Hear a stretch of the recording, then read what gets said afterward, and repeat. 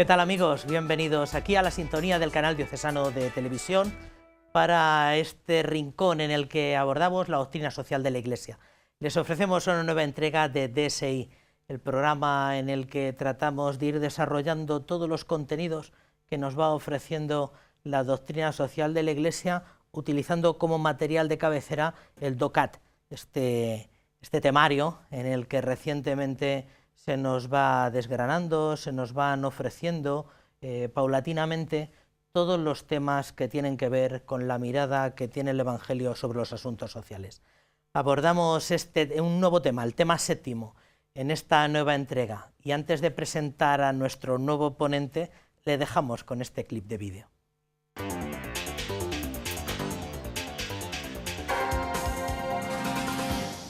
Estas colosales autopistas, estas costosas infraestructuras ferroviarias, estos modernos hospitales o estos poderosos equipos militares, ¿tienen algo en común? Sí, todos han sido sufragados por el Estado u otros entes públicos con dinero obtenido de los contribuyentes mediante impuestos, tasas o gabelas de índole diversa. En las últimas décadas, ha crecido extraordinariamente la actividad estatal en campos variadísimos, desde la cultura a las pensiones. Ello entraña un incremento de la presión fiscal. Algunos la juzgan excesiva. Alegan mala gestión, despilfarro, corrupción. Otros critican la subvención de actividades inmorales. La lista de descontentos sería interminable. Y se replantea aquella vieja pregunta: ¿es lícito pagar el tributo al César? En el Nuevo Testamento tenemos tres textos fundamentales. La famosa frase del Señor, de Jesucristo, diciendo pagar al César lo que es del César y a Dios lo que es de Dios, que parece implicar, como natural, una obligación moral de pagar al César. En segundo lugar, el pasaje relativo al impuesto al templo: para que no haya escándalo, paguemos el tributo. Y luego las famosas frases de San Pablo en la epístola a los romanos, donde se alude a la obligación de pagar impuestos básicamente por respeto a la autoridad de quienes están establecidos por Dios para recaudarlos. Es ya en la escolástica, en Santo Tomás de Aquino, cuando se empieza a matizar que solamente los impuestos justos obligan moralmente. Esa ha sido la línea del magisterio católico. El cristiano sabe que no puede exigir derechos si antes no cumple sus deberes. El Concilio Vaticano II condenó a quienes, con diversos subterfugios y fraudes, burlan los impuestos justos. Y Juan Pablo II calificó de plaga al fraude generalizado. ¿Cómo justificar el derecho de la autoridad a recaudar impuestos? Tiene que estar justificado por su fin. El impuesto que no es necesario para el bien común no es justo. Tiene que estar justificado por la autoridad que la pone. Si es una autoridad ilegítima, por ejemplo un tirano o simplemente una persona que invade un territorio por la fuerza, no basta, tiene que ser la autoridad legítima. Tiene que gravarse a quien tenga capacidad económica y solamente a quien la tenga, y quien no la tenga no. Y tiene que gravarse a cada uno en función de su capacidad económica, que es la justicia distributiva. La doctrina social de la Iglesia basa el derecho a recaudar en los principios de solidaridad y subsidiariedad. La solidaridad obliga a contribuir al bien común. De lo que se trata es de contribuir al sostenimiento de las cargas públicas en atención a la capacidad económica de cada cual, de tal suerte que los que más tienen contribuyan en mayor medida para que esto revierta en beneficio de quienes menos tienen. Esa contribución no se agota en el Estado. Los impuestos no son la única vía a la solidaridad. El concepto católico de la responsabilidad, del deber del ciudadano, va mucho más allá de votar y pagar los impuestos. Implica ser activo en la comunidad, afrontar las necesidades de la comunidad con los recursos que tiene el individuo. Esos recursos pueden ser financieros, pueden ser intelectuales o pueden ser tiempo y energía. Esa aportación solidaria puede realizarse mediante el voluntariado en instituciones privadas, a veces más eficaces que las públicas. Ello no quita que la legislación fiscal sea parte indispensable de la solidaridad cívica.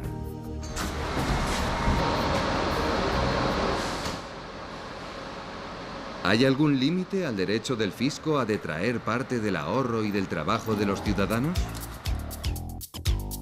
Sí. Lo delimita el principio de subsidiariedad. Este principio exige que los poderes públicos no asuman más servicios que los estrictamente necesarios que no pueden ser atendidos por la iniciativa social.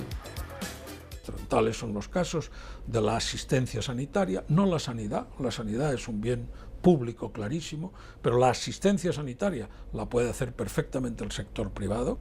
El Estado debe garantizar que todo sujeto tendrá una renta mínima para poder seguir viviendo. El Estado tiene que garantizar que todos tendrán acceso a la educación. ¿Significa que el Estado lo otorgue? No. La educación la pueden perfectamente ejercer entidades privadas. Y eso, que constituye en bloque lo que colabora al bien de la comunidad, a ese, como dice la doctrina pontificia, el bien de todos y de cada uno, que es el bien común, ese es el que justifica el que haya una carga. A partir de la Segunda Guerra Mundial, el Estado extendió sus funciones con el noble fin de evitar muchas formas de miseria y abandono. Pero, como advirtió Juan Pablo II en la Centesimus Annus, no han faltado excesos y abusos que han provocado duras críticas a ese estado del bienestar. ¿De qué exceso se trata? El mismo Papa lo precisa. Al intervenir directamente y quitar la responsabilidad a la sociedad, el estado asistencial provoca la pérdida de energías humanas y el aumento exagerado de los aparatos públicos con enorme crecimiento de los gastos. No sé si este recurso lo ha dejado completamente claro, pero el tema 7 del DOCAT viene a llamarse Bienestar y Justicia, la economía. Vamos a dedicar 3 sesiones para hablar de la economía y qué visión tiene el Evangelio, o tenemos los cristianos, o se tiene desde el compromiso cristiano de la economía y de las relaciones económicas. Para que nos lleve de la mano por este terreno, no fácil, no necesariamente fácil, tenemos el lujo de contar con Miguel Ángel Martínez. Miguel Ángel, muchas gracias por estar con nosotros. Gracias a ti. Miguel Ángel, ¿cómo llegas tú al mundo de la economía? ¿Cuál es tu dedicación dentro de la economía? Bueno, yo soy ingeniero de telecomunicaciones y he trabajado en el mundo de la tecnología y las telecomunicaciones toda mi vida profesional. Ha sido un entorno muy cambiante. En estos últimos 30 años pues, ha cambiado radicalmente la forma de hacer negocios, los productos, y el mundo de los negocios siempre me ha llamado mucho la atención. En un momento determinado hice un máster en negocio de telecomunicaciones, una especie de MBA del sector tecnológico, y siempre he estado desde posiciones de diseño tecnológico a posiciones de mercado, marketing de producto, de definición del producto que se vende. Actualmente estoy en una startup de tecnología, de realidad virtual, que es otra faceta también del mundo de los negocios muy original y que vale la pena probar alguna vez. Y bueno, de la parte de la economía pues siempre soy una inquietud, una pasión por mi parte, y aunque no soy economista, pero siempre he leído todo lo que he tenido al alcance para entender el mundo de los negocios y todo lo que le rodeaba. ¿Y tu compromiso cristiano, Miguel Ángel, cómo de mano de dónde ha venido? Bueno, pues yo he estado en Oasis, en el grupo Oasis de Toledo, desde mi juventud. Precisamente en uno de los cursillos de invierno de formación que teníamos, con motivo de la salida de la labor en Stersen, allá por el 81, 82, no recuerdo muy bien la fecha del cursillo, vino a hablarnos José Luis Gutiérrez, a darnos una charla, y el tema de doctrina social, la verdad que me encantó, y desde ahí pues también toda la atención a lo que forma esta doctrina, lo que aporta, lo que ilumina en el mundo de la política y la economía, porque van muy unidos, pues siempre también me ha llamado mucho la atención. Estoy también participando en el grupo Polis, desde también hace algunos años, y también desde el grupo Polis hicimos una presentación sobre principios de doctrina social que se ha ofrecido a las parroquias, y bueno, también participé en la elaboración de ese material, y la verdad que son 2 temas, doctrina social y economía, que siempre me han atraído mucho. De hecho, bueno, hay temas que se tratan de una manera no muy extensa, como el tema de la familia, que tuvimos aquí al delegado de diocesano de Pastoral Familiar, pero el tema del trabajo, el tema inmediatamente anterior, que vino José Martín Alguacil, y el tema de la economía le dedica un montón de números y es bastante prolijo en todo esto. ¿Qué te ha parecido, por cierto, el tema?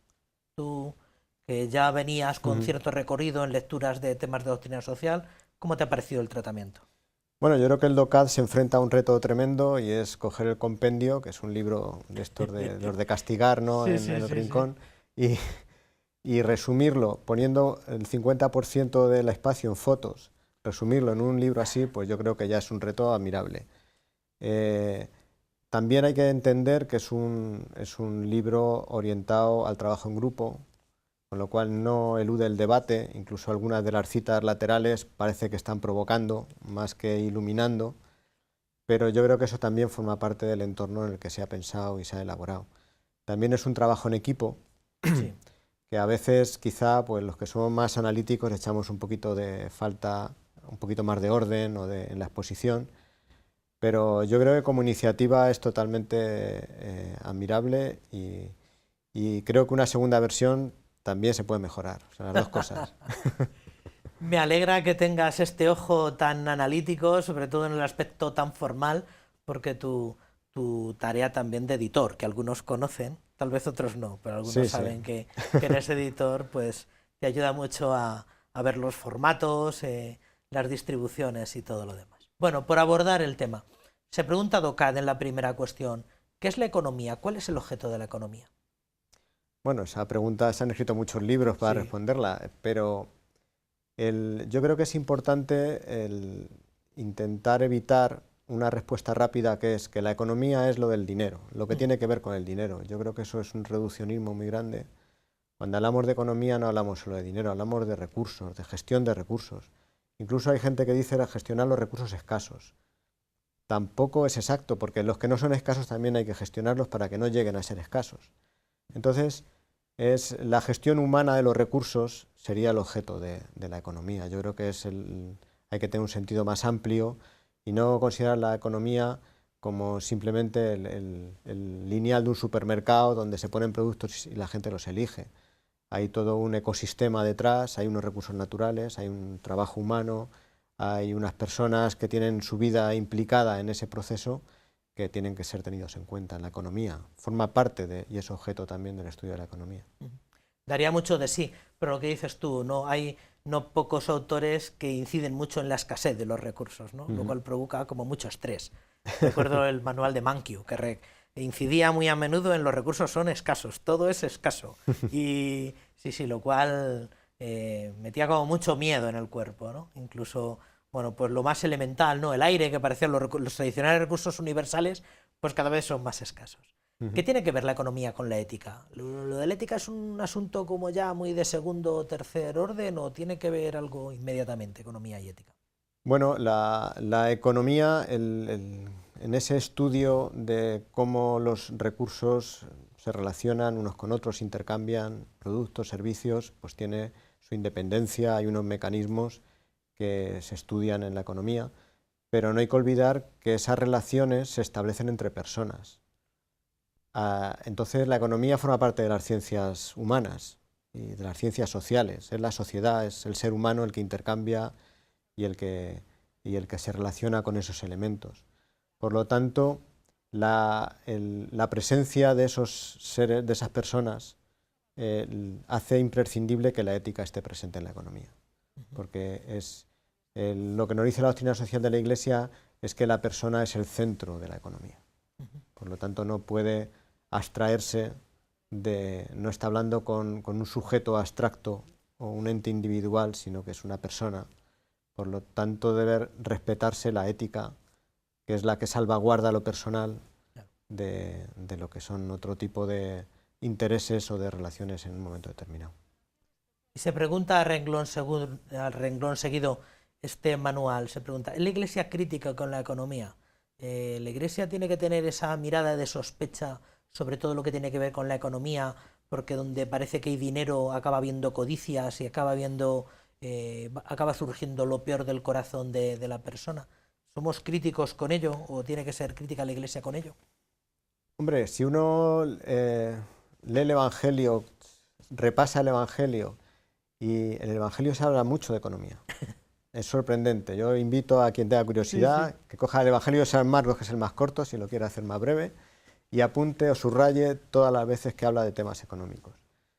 Y muchas veces salen explotaciones agrícolas, ganaderas, arrendatarios, arrendadores, comerciantes, salen los impuestos, como hemos escuchado antes en el vídeo. Hay muchas escenas del Evangelio. Y yo creo que el mensaje del Evangelio sobre la economía nos marca como tres avisos importantes. Uno es una prevención severa sobre el peligro de la riqueza. Y eso es lapidario y no podemos esquivarlo. Pero al mismo tiempo también el Evangelio parece que premia, fomenta, estimula las virtudes económicas. La rentabilidad, la eficiencia, pues la higuera tiene que dar fruto, los talentos tienen que dar beneficio, tienen que dar crédito, la joya escondida, pues hay que vender, comprar el terreno para encontrar el tesoro. Si analizas, eso es diferir el beneficio para que sea mayor, ¿no? Todas esas virtudes económicas también están en el Evangelio y están alabadas. Pero luego hay otro tercer mensaje que quizá da sentido a esta aparente contradicción de los otros dos, y es que nuestra riqueza está en el cielo. Entonces, en las virtudes económicas, ese afán eficiente y productivo que tenemos en el corazón, hay que enfocarlo a la riqueza del cielo. Por eso tienen peligro las riquezas aquí, porque nos distraen de ese enfoque.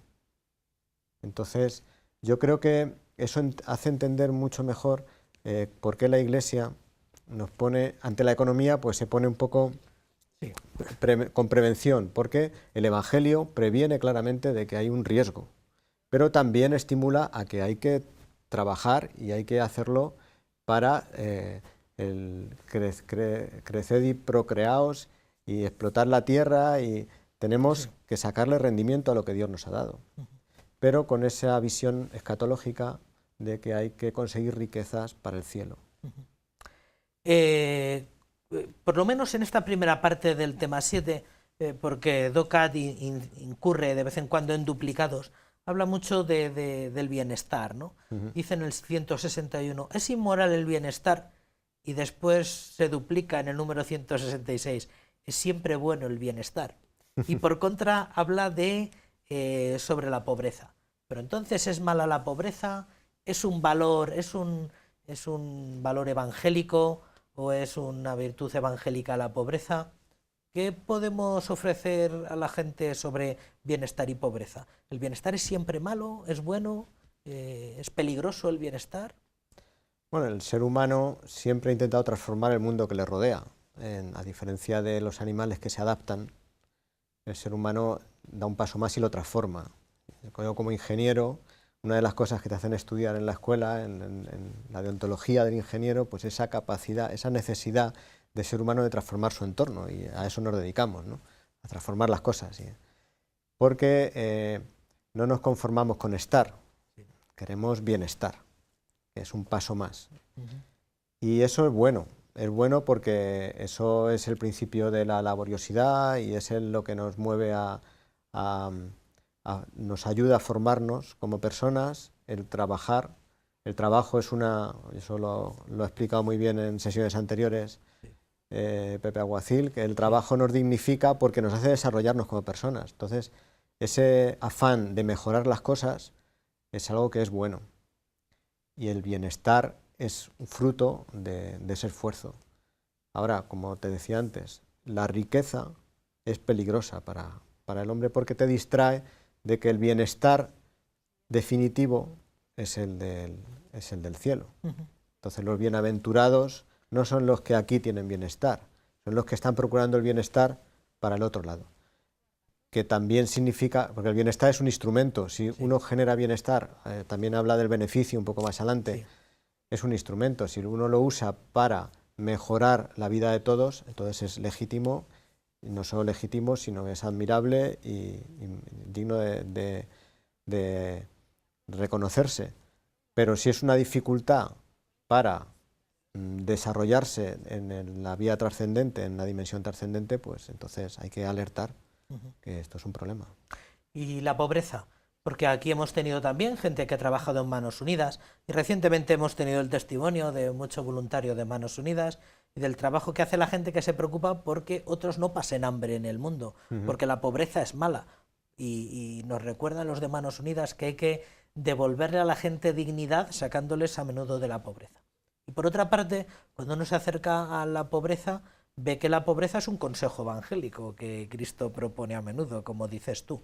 ¿Es la misma pobreza? ¿Son dos perspectivas de la misma pobreza? ¿Qué podemos decir de esto? Yo creo que hay una dimensión de la pobreza que es no apegarse a los bienes de este mundo, que no es un consejo evangélico, es un mandato evangélico. Porque si no nos estamos haciendo ricos, que es el que confía en sus riquezas, sí, que cree que su bienestar depende de sus riquezas. Y el bienestar es, como comentábamos, apunta al cielo y no nos lo podemos llevar. Con lo cual nos distrae y además no nos vale para nada. Pero luego sí que hay otro paso más, que ya no es no solo apegarse, sino incluso desprenderse. Sí. Y quien hace eso voluntariamente, inspirado por el Evangelio, para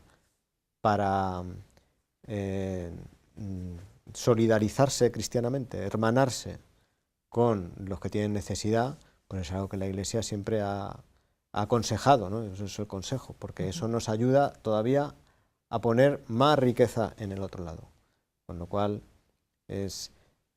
pero la pobreza que no es voluntaria, sino que viene impuesta y que no te permite desarrollarte como persona porque no tienes los medios suficientes, entonces es algo que hay que luchar contra ello, porque esa pobreza está limitando tu desarrollo personal.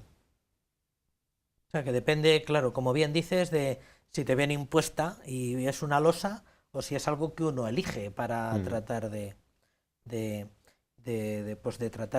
ser más fiel al Evangelio y de ser más fiel a Jesucristo. Nos hemos dejado atrás la cuestión 163, donde en medio de todo esto, de bienestar, pobreza, la preocupación por el mañana, se pregunta Docat, ¿es una vocación dedicarse a la economía? Tú desde tu experiencia. Sí, yo creo que es... a ver, en la economía estamos todos. Nadie puede abstraerse de la economía y decir, no, yo voy a vivir claro, sin recursos, sin nada. Vamos, hasta los monasterios de clausura contemplativos tienen su economía. No podemos abstraernos de ella, todos estamos ahí, como estamos en la vida política, en la vida social, pero dedicarse a la gestión económica, al estudio de la economía o a la gestión de los recursos económicos, pues eso indudablemente es una vocación. Y que Dios te da las fuerzas necesarias para poder estar dentro de esos peligros que comentábamos antes, pues ser capaz de convertirlo en virtud y cumplir la misión de administrarlo rectamente. Igual que ocurre pues con la sexualidad en el matrimonio o como puede ocurrir en la que le toca gestionar en la vida política o la vida militar. Pues. Y por ir cerrando este primer bloque, esta primera parte del tema 7, dice que tal vez ya lo has abordado antes. ¿Por qué dice Jesús que no nos preocupemos por el mañana? ¿Por qué dice Cristo que... Yo creo que ese es uno de los puntos clave para comprobar si el desprendimiento de los bienes materiales es real o no. El grado de preocupación. Y yo creo que eso, bueno, siempre estamos en camino y seguro que siempre podemos mejorar, porque a todos se nos queda pegadas las cosas, ¿no? Al que tiene más, al que tiene menos, pero yo creo que eso es un camino en la vida cristiana que siempre podemos avanzar. Una buena piedra de toque, un buen análisis, examen de conciencia de cómo estamos en ese camino, si avanzamos o no, pues es responder a esta pregunta: ¿cuánto me preocupa el mañana? Y yo creo que más que la preocupación en sí es lo que significa de estar desprendido de los bienes materiales o no. Sí, como dices, incluso en ambientes eclesiales y fuera de la Iglesia, personas e instituciones Parece que en estos tiempos de crisis ha surgido como mucha preocupación, ¿verdad? Porque ¿qué pasará mañana? ¿Qué será de mi jubilación? ¿Qué será de esta institución? ¿Qué será de nuestros hijos? Parece que ese miedo ha surgido mucho y crees que hay que depurarlo desde el Evangelio.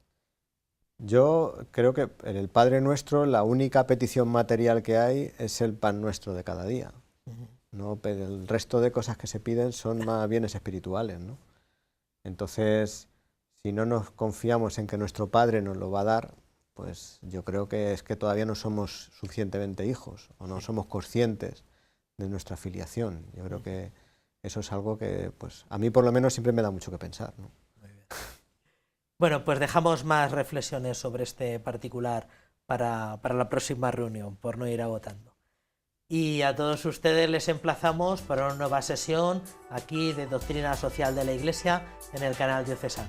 Hasta entonces, que sean felices.